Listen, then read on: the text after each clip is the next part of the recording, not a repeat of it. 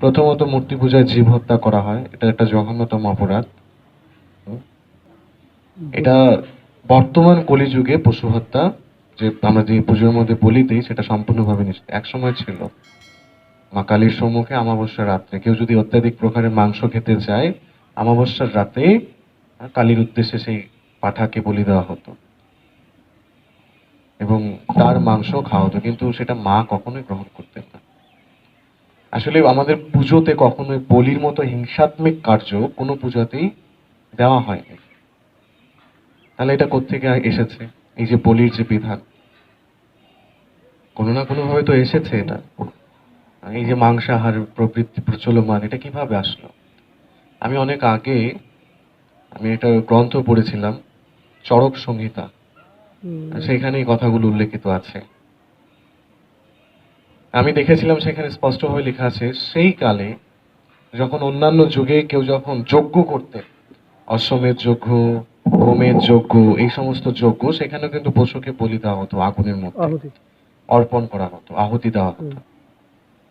হ্যাঁ, তো এই আহুতির পরে তো সেই পশুটা মারা যেত।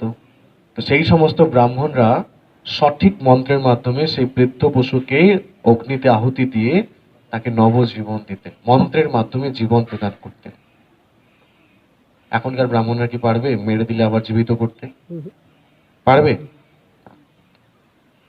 এই সমাজে 1400 বছর আগে যখন মুসলিম হজরত মোহাম্মদ সাল্লাহ ইসলাম, হ্যাঁ, ইসলাম ধর্মের প্রচার শুরু হলো, তার কিছু অনুগামী হলো, অনুসারীরা, তখন কিন্তু কিছু কিছু মুসলিম শাসকও আসলেন, রাজা। সেই রাজাটার নাম আমার মনে আসে না, যেহেতু আমি অনেক আগে পড়েছিলাম একটা শাস্ত্রে। সেই রাজা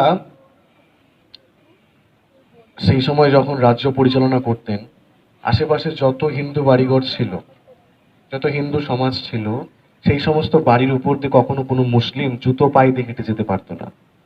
জুতোগুলোকে হাতে নিয়ে তাদের হেঁটে যেতে হতো। আর তারপর কি করতো হিন্দুরা, সেই মুসলিম চলে যাওয়ার পর সেই বাড়িটাকে, সম্পূর্ণ বাড়িটাকে গোবর জলে ছিটা দিত। তো সেই রাজা ভাবতেন যে আমরা কি এতই নাপাক, মানে অপবিত্র, যে আমরা যদি কারো বাড়ির উপর দিয়ে যাই, শেষ পর্যন্ত আমাদের সেই পদধূলিটাকে পবিত্র করার জন্য কেউ গোবর জল ছিটা দিয়ে সেটাকে পবিত্র করে। সেই রাজা সিদ্ধান্ত নিলেন, এই সমাজের শ্রেষ্ঠ হচ্ছে ব্রাহ্মণ, সেই ব্রাহ্মণদের সঙ্গে আমাদের একটা বৈঠক করা প্রয়োজন। এবার কিছু কিছু ব্রাহ্মণকে নিমন্ত্রণ দিলেন, কিন্তু যারা সৎ ব্রাহ্মণ, যারা প্রকৃত পক্ষেই যৌবনদের সহ্য করতে, মানে মুসলিমদের সহ্য করতে পারতো না সেই কালে, তারা কেউ যায়নি। কারণ তারা জানতো যে মুসলিম মানেই গো হত্যা। এরা গো হত্যা করে, এদের প্রাসাদকে, এদের ঘর বাড়ি সবকিছু অপবিত্র থাকে। আমি গিয়ে কি আমার পবিত্রতা নষ্ট করবো, ব্রাহ্মণত্ব গুণ নষ্ট করবো? সেখানে আবার কিছু ব্রাহ্মণ ছিল লোভী। লোভের ভাব কার ভিতরে না থাকে? তারাও সমাজের পঞ্চায়েত প্রধান বা এরকম শ্রেষ্ঠ ব্রাহ্মণ ছিলেন। সেই কালের কথা, আজ থেকে 1400 বছর আগের কথা।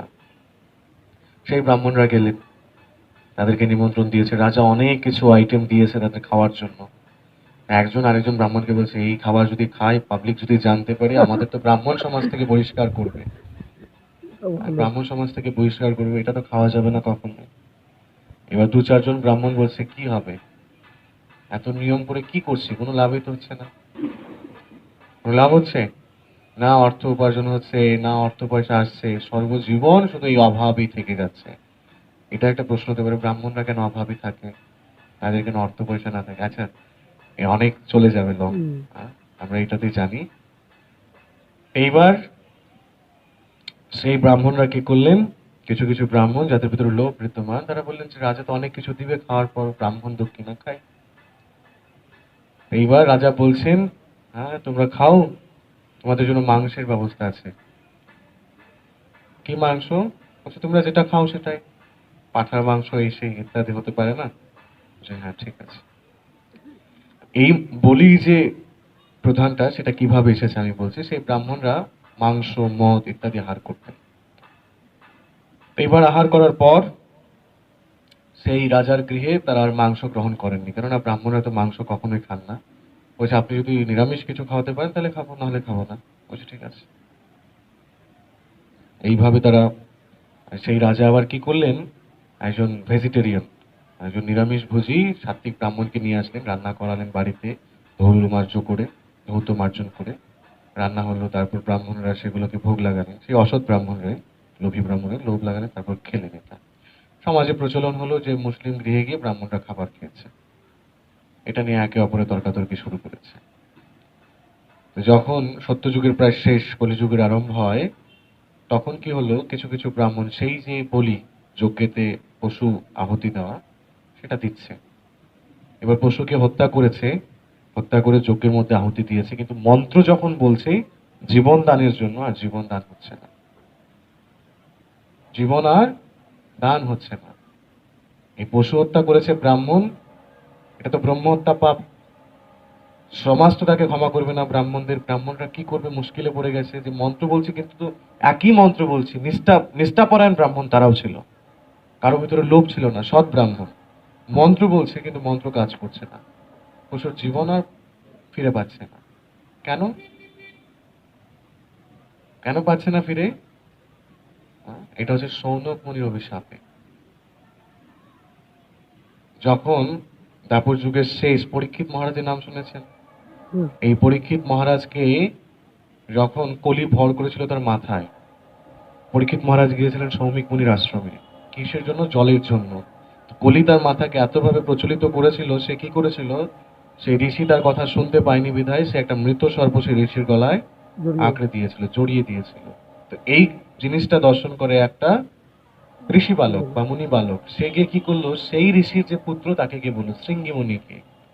শৃঙ্গি মুনি না জেনে বুঝে কি করলো, হাতের মধ্যে কমণ্ডল থেকে জল নিয়ে পরীক্ষিত মহারাজকে অভিশাপ দিল যে 7 দিনের মধ্যে তক্ষক নামক সর্প তোমায় দংশন করবে। সৌমিক ঋষির কানে যখন এই অভিশাপ আসলো ভেসে, সৌমিক মুনি বুঝতে পারলো যে কলিযুগ শুরু হতে চলেছে, ব্রাহ্মণ এখন তার শক্তির অপব্যবহার করবে।